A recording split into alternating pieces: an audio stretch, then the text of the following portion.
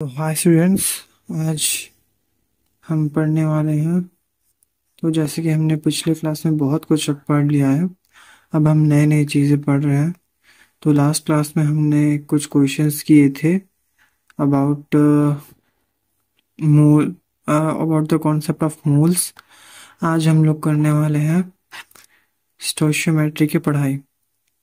So welcome students to our channel Derivator, जिस पे हम केमिस्ट्री और फिजिक्स के वीडियोस लाते हैं। एंड आई होप कि आपको हमारे लेक्चर पसंद आ रहे होंगे। सो आज हम पढ़ने वाले हैं स्टोइशियोमेट्री। स्टोइशियोमेट्री हम जब भी पढ़ाई करते हैं, इतना ध्यान में रखना कि हम जब भी इसकी पढ़ाई करेंगे, ये क्यों ये आ, जब भी हम इसकी पढ़ाई करेंगे, हम बैलेंस्ड रिएक्शन के लिए ही पढ़ाई कर रहे होंगे। अगर आपको कोई अनबैलेंस्ड रिएक्शन दिया है तो उसको पहले आपको बैलेंस रिएक्शन में कन्वर्ट करना पड़ेगा, तभी आप जाकर स्टोइशियोमेट्री की पढ़ाई कर पाओगे। तो स्टोइशियोमेट्री हम लोग क्या लिख सकते हैं? Branch of chemistry branch of chemistry branch of chemistry which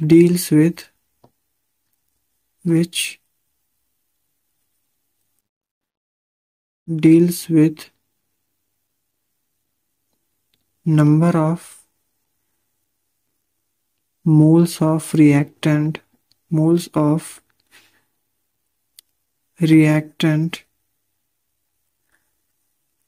and products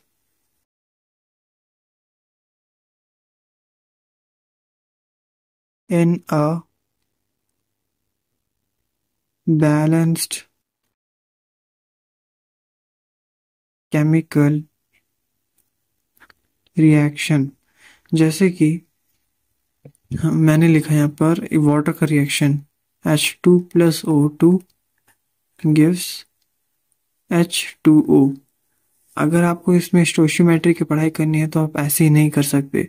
सबसे पहले आपको बैलेंस करना पड़ेगा पूरे रिएक्शन को। तो मैं यहाँ पर 2 लगाऊंगा और यहाँ पर मैं 2 लगाऊंगा।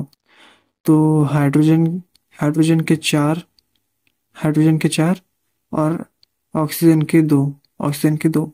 तो ये केमिकल रिएक्शन अब बैलेंस्ड है। अब हम इसमें चाहें तो स्टोइशियोमेट्री की पढ़ाई कर सकते हैं। स्टोइशियोमेट्री इतना ही है कि एक ब्रांच ऑफ केमिस्ट्री जो डील करता है नंबर ऑफ मोल्स। ये डील किसके साथ करता है? ये डील करता है नंबर ऑफ मोल्स, किनके? रिएक्टेंट साइड में और प्रोडक्ट साइड के। वो भी किस रिएक्शन के? बैलेंस्ड केमिकल रिएक्शन के। ओके, तो इतना समझ आया? ओके, ठीक है। जैसे कि एग्जांपल में हमने ये वाला एक रिएक्शन देखा, तो इसमें से हमें देख के क्या पता चल रहा है कि जब मैं हाइड्रोजन के 2 मोल लूंगा तब मुझे वाटर के 2 मोल मिलेंगे और मुझे ऑक्सीजन के 1 मोल लेना पड़ेगा। ऐसे ही अगर मैं हाइड्रोजन के 50 मोल लिया तो बताओ कि ऑक्सीजन का कितना लेना पड़ेगा? ऑक्सीजन हाइड्रोजन का हाफ है, यहाँ देखो 2 है और यहाँ कितना है 1।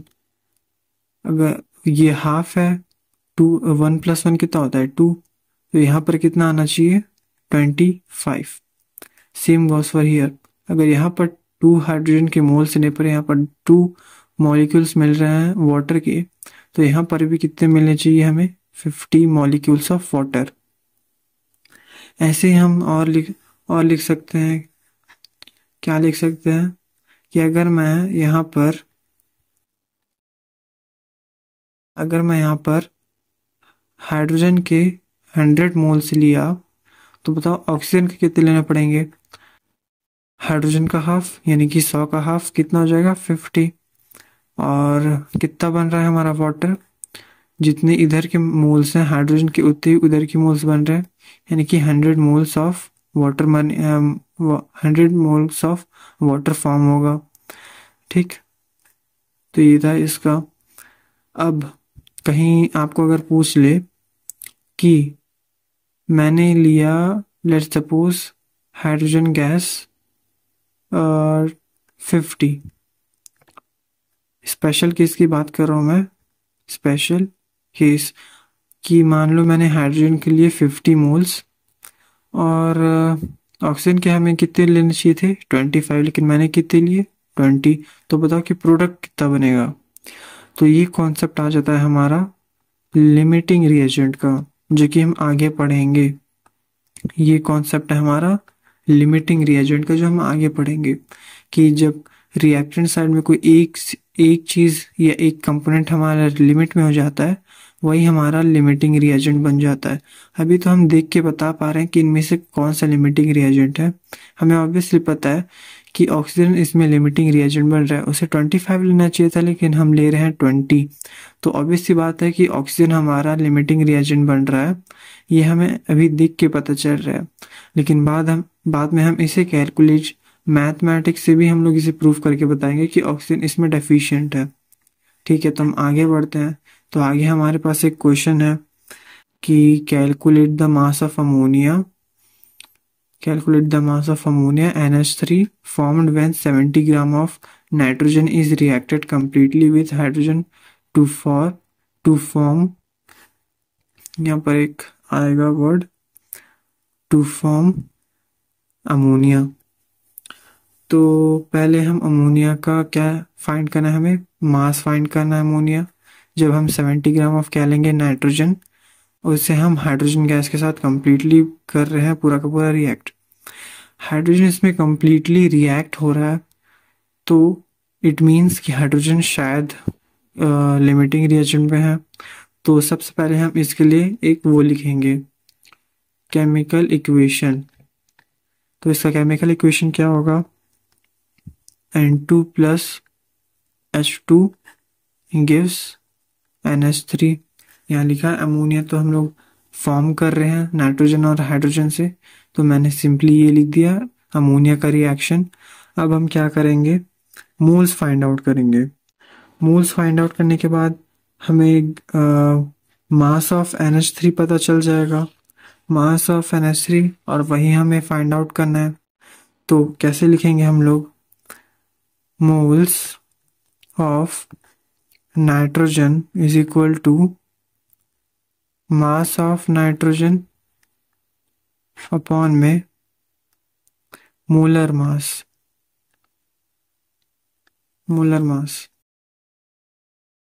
तो आगे क्या होगा, अब कैलकुलेट करना है, बस वैल्यूज को पुट करना है। हमें नाइट्रोजन का दिया है, कितना दिया 70 ग्राम, तो ऊपर में लिख देंगे 70। और मोलर मास कितना होता है नाइट्रोजन का होता है 28। ओके, तो अब डिवाइड करने से हमें कितना आ जाएगा, ये हो जाएगा 10/4 इज इक्वल टू 2.5 मोल। तो नाइट्रोजन के इतने मोल है हमारे पास। अच्छा, अगर हम लोग इस रिएक्शन को अगर बैलेंस करें, तो कैसे बैलेंस करेंगे। बैलेंस करने के लिए हमें कहाँ पर क्या नंबर लाना पड़ेगा, कमेंट में लिखो। बड़े बदतमीज हो यार, अभी तक नहीं लिखे, लिखो फिर से। हाँ ठीक है, अच्छी बात, लिख दिए। तो अब देखो ये केमिकल रिएक्शन कैसे बैलेंस होगा, यहाँ पर 3 आएगा और यहाँ पर क्या आएगा 2। 3 × 6, 3 × 2 क्या हो जाएगा 6, 2 × 3 6। ठीक है, नाइट्रोजन को देखेंगे तो यहाँ 2 नाइट्रोजन, यहाँ 2 नाइट्रोजन। ठीक है, अब अगर मैं नाइट्रोजन के 2.5 मोल लूंगा, 2.5 मोल लूंगा, तो मेरे को इसके तिगना लेना पड़ेगा, यानी कि ट्रिपल लेना पड़ेगा। तो 2.5 मोल का ट्रिपल क्या होगा, 15167। तो हमें यहाँ पर 7.5 मोल लेना पड़ेगा हाइड्रोजन का, और हाइड्रोजन पूरा खत्म हो चुका है। तो अब हम लोग मोल्स निकालेंगे अमोनिया का। ठीक, तो हम लोग क्या लिखेंगे आगे, मोल्स ऑफ अमोनिया कितना है, 2 × 2.5 is equal to 5 mole. Nitrogen का इतना है और अमोनिया में देखो कि यहाँ पर सामने क्या है 2, तो इंटू करेंगे तो 5 मोल। तो हमें यहाँ पर अमोनिया का कितने मोल मिलना चाहिए? 5 मोल। अच्छा ठीक है, तो अब हम यहाँ से निकालेंगे मास ऑफ अमोनिया जो कि हमसे पूछा है। तो मास ऑफ अमोनिया क्या हो जाएगा? मोल्स इनटू में मोलर मास, मोल्स इनटू में मोलर मास। हमने ये फॉर्मूला पढ़ा था, moles is equal to mass by molar mass, mass by molar mass cross multiply हमें क्या चाहिए? मास। तो मोलर मास को मोल से इंटू कर देने से आ जाएगा हमारे पास मास ऑफ NH3। तो मोल्स कितना है हमारे पास? 5 और मोलर मास कितना होता है? 17। तो इंटू करने से कितना आ जाएगा? 85 ग्राम। तो यह है हमारा फाइनल आंसर। तो हमें अमोनिया 85 ग्राम लेना पड़ेगा जिससे कि हाइड्रोजन पूरा कंप्लीटली रिएक्ट हो जाए for formation of ammonia. Yes, तो चलते हैं आगे। क्या है सॉल्यूशन? अब सॉल्यूशन क्या होता है? अब जैसे कि हम सभी को पता है कि सॉल्यूशन दो चीज़ों से मिलता है। एक होता है आपका सॉल्यूट और एक होता है आपका सॉल्वेंट। अब देखो हम लोग को मोटा मोटा हम लोग को 9th क्लास में क्या सिखाता है कि सॉल्यूट जो लेस अमाउंट में हो वो होता है, और सॉल्वेंट क्या होता है? जो मोर अमाउंट में हो या फिर एक्सेस अमाउंट में हो, या फिर और भी क्या कहते हैं, सॉल्यूट जो किसी में जाकर घुल जाए। तो हम लोग क्या लिखेंगे? सिंपल लिख देते हैं, जो घुल जाए। और अगर इसको लिखेंगे सॉल्वेंट क्या होता है? जिसमें कोई चीज़ घुल जाए। तो इसको हम लोग क्या लिखेंगे? जिसमें कोई चीज़ घुल रही है। सॉल्यूट क्या होता है? जो घुल जाएगा, किसी के अंदर जाके वो घुल जाएगा। और सॉल्वेंट क्या आता है? जिसमें कोई चीज़ घुल रहा है, जिसमें कोई चीज़ या कंपोनेंट डिसॉल्व हो रहा है या फिर घुल रहा है। तो मैं लिख देता हूँ डिसॉल्व होगा। तो इसके लिए हर स्कूल में एक एग्जाम्पल देते हैं। एग्जाम्पल क्या है? Saw sugar solution. Sugar solution. आप शुगर सॉल्यूशन कैसे बनाते हैं? Water plus sugar gives sugar solution. अब देखो, आप लोग वाटर ज़्यादा लोगे या फिर शुगर ज़्यादा लोगे? ऑब्वियस सी बात है, आप वाटर ज़्यादा लोगे क्योंकि आपको सॉल्यूशन बनाना है। तो शुगर इसमें क्या है? लेस अमाउंट में है या फिर लेस क्वांटिटी में है, राइट? तो वाटर आपका क्या है? सॉल्वेंट। तो वाटर आपका क्या है? सॉल्वेंट। और शुगर आपका क्या हो गया? सॉल्यूट। या फिर आप ये भी कह सकते हो कि शुगर वाटर में जाकर घुल जाएगा। और वाटर क्या है? जिसमें कोई चीज़, और यहाँ पर चीज़ नाम से या फिर कंपोनेंट क्या है?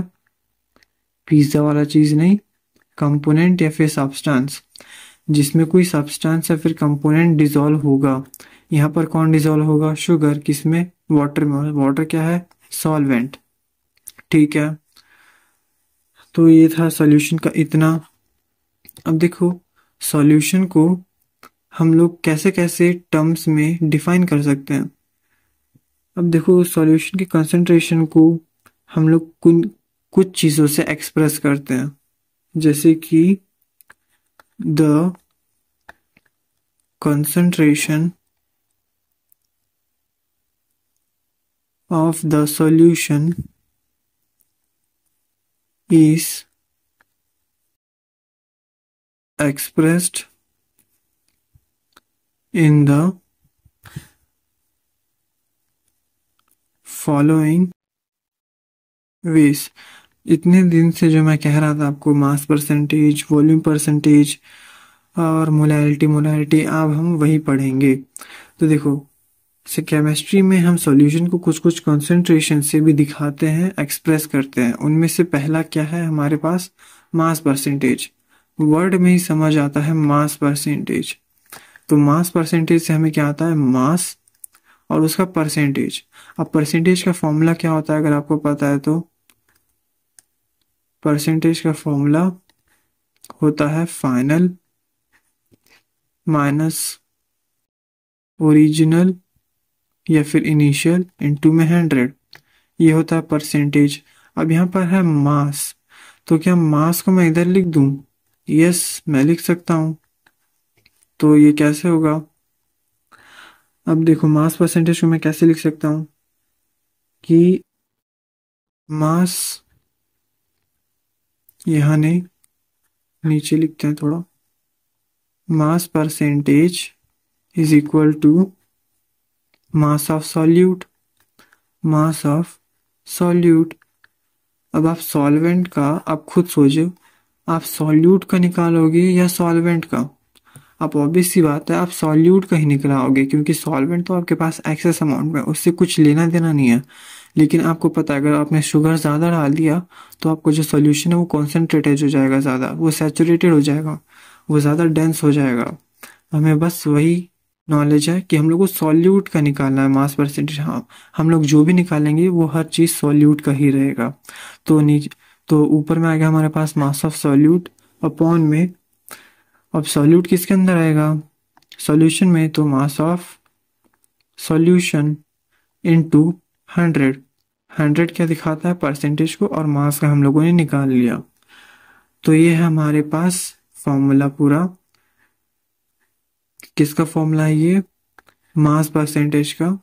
और इसका शायद आपके एग्जाम में एमसीक्यू में एक क्वेश्चन आ सकता है, क्योंकि ये बहुत बार रिपीटेड हुआ है एमसीक्यूज में। ठीक, तो ये हुआ। तो अब हम लोग, अगर ये सेक्शन बी में आ गया जो 2 मार्क कैरी करता है, जिसमें हमें थ्योरी लिखना पड़ता है, तो हम उसमें कैसे लिखेंगे? अब जो हम लोगों ने यहाँ पर देखा मैथमेटिकल फॉर्मेट में, हमने समझ गया कि मैथमेटिकल फॉर्मेट में हम कैसे लिख सकते हैं। अब इसी को बस हम लोग को थ्योरी फॉर्म में लिखना है। तो इसे थ्योरी फॉर्म में कैसे लिखेंगे? Mass percentage of A compound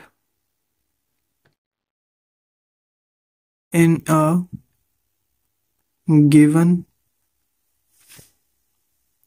solution is the mass of the component पर 100 ग्राम। हम लोग सिर्फ 100 ग्राम, ये डेफिनेशन के वक्त पे हम लोग 100 ग्राम यूज़ कर रहे हैं, लेकिन कैलकुलेशन के वक्त वहाँ गिवन होगा कि कितना मास है, क्या है, वरना हमें खुद भी फाइंड करना पड़ सकता है। तो और हम लोग इसको और क्या लिख सकते हैं अगर इस फॉर्मूला को एक्सपेंड करें तो? मास of solute divided bye solution को मैं और क्या लिख सकता हूँ? मास of solute plus solvent. Solute plus solvent से ही तो हमारा सॉल्यूशन बनता है, इनटू में 100, इनटू में 100। तो यहाँ आ गया मास परसेंटेज का एक और फॉर्मूला, जिसमें से अगर हमें कभी मास परसेंटेज दे रखा है और सॉल्वेंट दे रखा है और हमसे पूछ रहा है कि बताओ कि सॉल्यूट कितना है, तो हम लोग इस फॉर्मूला से यूज़ कर सकते हैं। ओके, तो अब हम आगे बढ़ते हैं और इसमें एक चीज़ और लिख सकते हो आप। वो क्या है?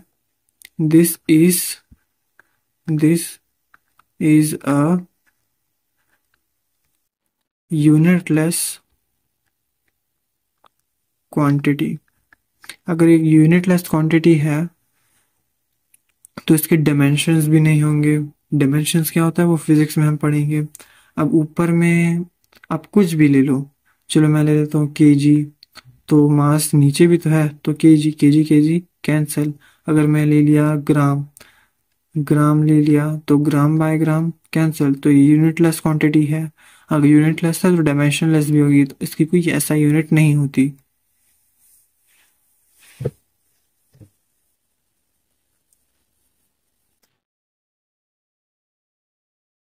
ओके, हम लोग आगे पढ़ते हैं। अब आगे हमारे पास वॉल्यूम परसेंटेज। तो वॉल्यूम परसेंटेज भी सेम है। वॉल्यूम ऑफ ओरिजिनल, नहीं, final volume by original volume into में 100। तो वो भी वॉल्यूम बाई परसेंटेज है। किसके लिए लिखेंगे? सॉल्यूट के लिए लिखेंगे। तो इसका डेफिनेशन पूछेगा तो हम कैसे लिखेंगे? द वॉल्यूम ऑफ कंपोनेंट पर 100 पार्ट्स। डेफिनेशन लिखते वक्त हम हमेशा 100 या फिर यूनिट का ही यूज करते हैं। बाय वॉल्यूम ऑफ सॉल्यूशन, बस इतना ही है, इतना सिंपल है। तो हम लोग इसका फॉर्मूला भी वापस लिख लेते हैं। Volume percentage is equal to volume of solute upon में volume of solution, volume of solution into में 100। और फिर इसको और भी क्या लिख सकते हैं? Volume percentage is equal to volume of solute divided by volume of solute plus solvent into में 100। ऐसा भी हम लिख सकते हैं, ऐसा भी हम लिख सकते हैं, दोनों ही सही तरीका है।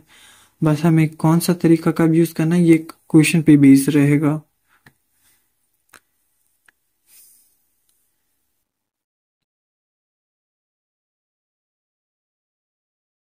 बस इतना ही था ये।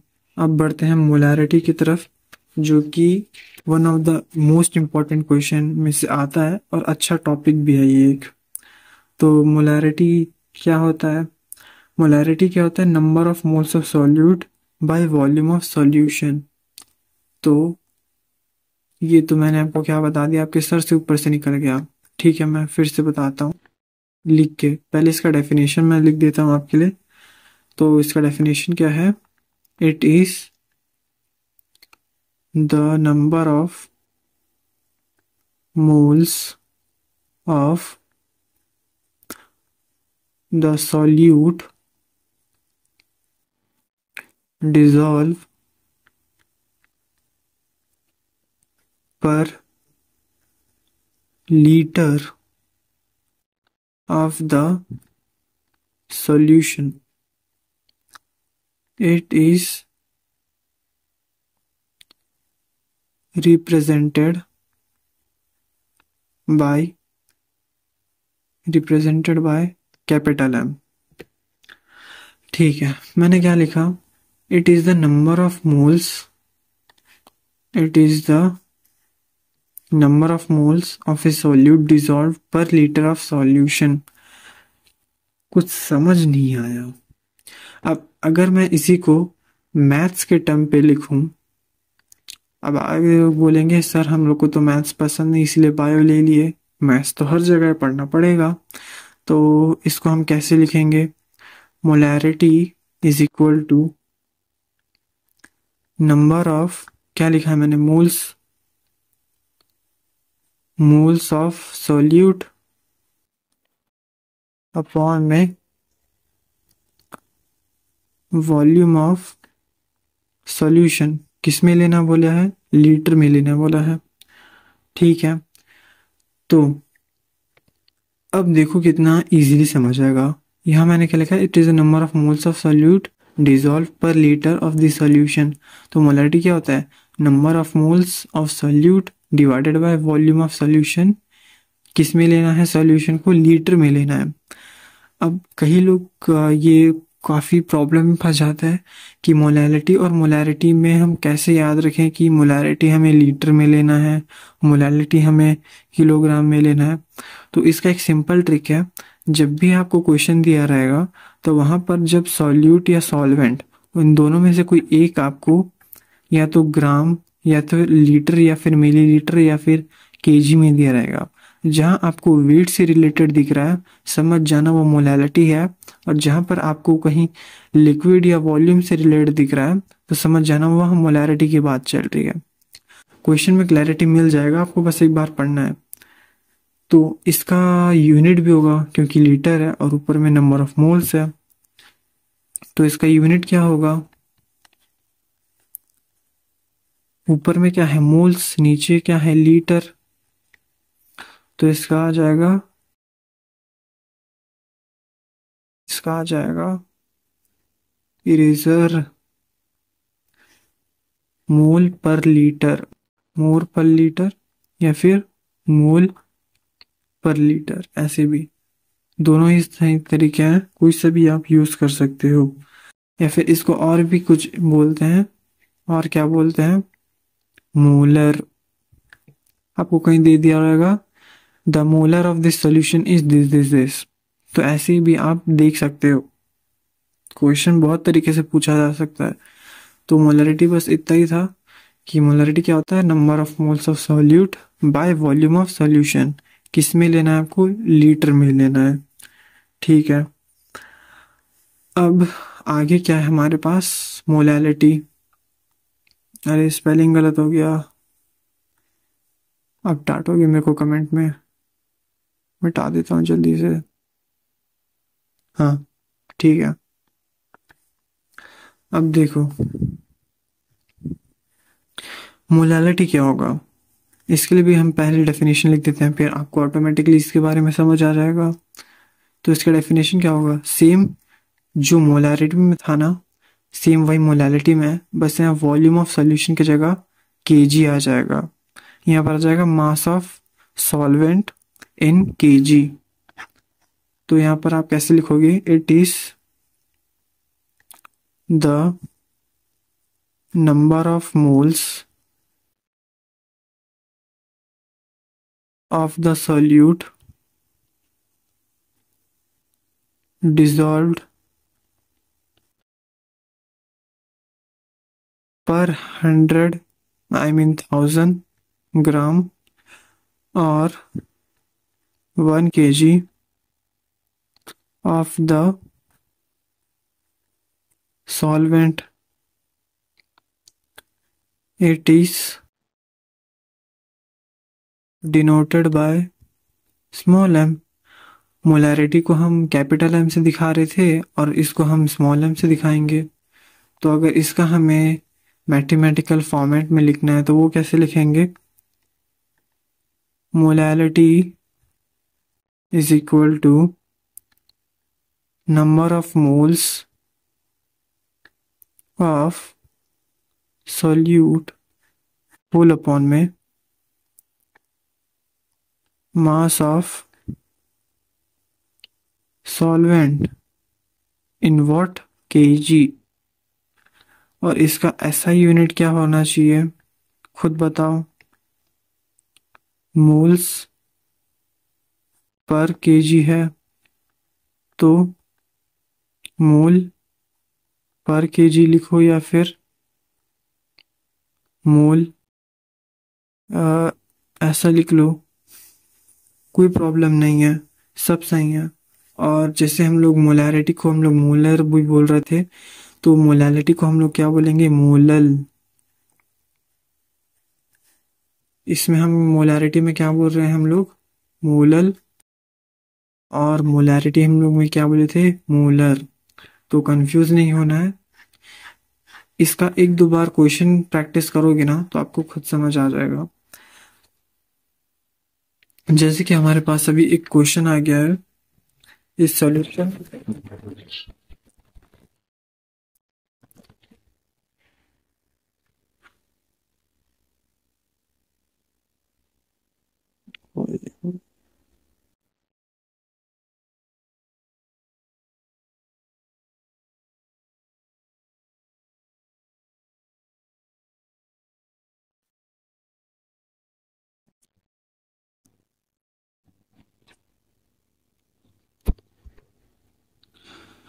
तो हमारे पास अभी एक सॉल्यूशन आ गया है, आई मीन एक क्वेश्चन आया है। क्वेश्चन में पूछ क्या रहा है हमसे बंदा? पूछो पूछो। हमें तो क्वेश्चन करके क्लैरिटी मिलता है। तो क्वेश्चन में क्या बोला है? अ सॉल्यूशन इज प्रिपेयर्ड, एक सॉल्यूशन बनाए हैं by adding 2 gram of substance A to 18 gram of water. कोई एक सब्सटेंस है ए जिसका वेट है 2 ग्राम, इसको हम लोग 18 ग्राम वाटर में डिसॉल्व कर दिए। तो हमें पूछ रहा है calculate the mass percentage of solute. तो कुछ नहीं, फॉर्मूला में पुट करो। फॉर्मूला में दिखा रहा हूँ। देखो ये देखो, 2 ग्राम लेना है और वाटर का है 18 ग्राम। कैलकुलेट मास परसेंटेज, आपको मास परसेंटेज फाइंड आउट करना है। मास परसेंटेज का फॉर्मूला दिखा देता हूँ मैं। कहाँ गया? हाँ, मास परसेंटेज का फॉर्मूला ये रहा। एक बार जल्दी से बनाओ और कमेंट में मेरे को लिख के बताओ इसका आंसर क्या होगा। लिख दिया? पॉज करके लिखो ना यार, बड़े बदतमीज हो, लिख नहीं रहे। लिख लिया? चलो फिर ठीक है, अब मैं बताता हूँ। तो solution is prepared by adding 2 gram of substance A. हमने 2 ग्राम ऑफ सब्सटेंस ए लिया है जिसको हम लोग 18 ग्राम ऑफ वाटर में डिसॉल्व कर रहे हैं और एक सॉल्यूशन बना है। Calculate the mass percentage of the solute. तो पहले लिखो यहाँ पर सॉल्यूट क्या है,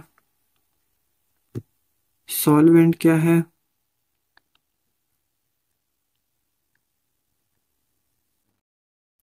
अब मास ऑफ सॉल्यूट क्या है हमारे पास? मास ऑफ सॉल्यूट क्या है? 2 ग्राम। मास ऑफ सॉल्वेंट क्या है हमारे पास? सॉल्वेंट क्या है? वाटर, उसका वेट 18 ग्राम। अब ट्रिक क्या खेल गया आपके साथ? मास ऑफ सॉल्यूशन क्या है? 18 प्लस 2, 20 ग्राम। हम लोग अभी ऐड कर रहे हैं ना 2 gram substance of A to 18 gram of water में, तो टोटल मास कितना हो जाएगा? 20 ग्राम होगा। 20 ग्राम होगा तभी तो वो सोल्यूशन इतना वेट है। सोल्यूशन का ये है वेट, 18 प्लस 2 होगा तो 20 ग्राम होगा। तो अब सिंपली फॉर्मूला में पुट कर दो। Mass percentage is equal to mass of solute by mass of solvent into में 100। तो मास परसेंटेज कितना आएगा हमारे पास? मास ऑफ सॉल्यूट क्या है हमारे पास? 2। मास ऑफ सॉल्यूशन क्या है हमारे पास? 20 इंटू में 100। 0 से 0 कैंसिल, 2 से 2 cancel. 10% is equal to mass percentage. तो मास परसेंटेज कितना है हमारे पास? 10। 10 इज योर फाइनल आंसर।